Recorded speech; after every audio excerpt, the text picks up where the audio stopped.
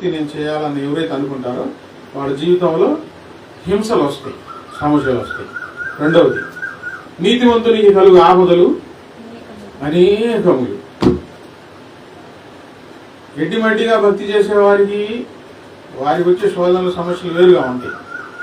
నీతిమంతులకి ఎక్కువగా ఆపదలు వస్తాయి, నీతిగా బ్రతికే వారికి. వాటన్నిటిలో నుంచి యెహోవా వారిని విడిపించినది.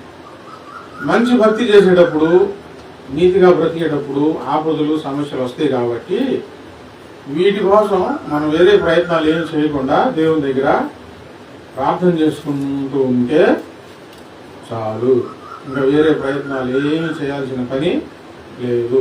కేవలం ప్రార్థన ద్వారా ప్రతి సమస్యను మనం జయించగలుగుతాము.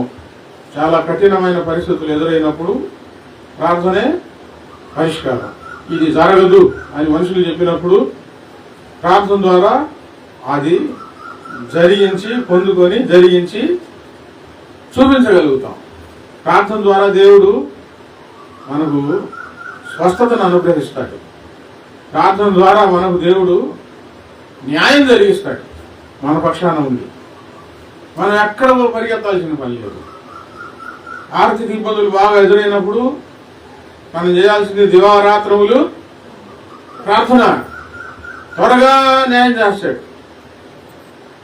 ఆయన ఏర్పరచుకున్న మనుషులు మనకు ఆయన న్యాయం తెచ్చకపోతే ఇంకెక్కడికి వెళ్తాం మనం?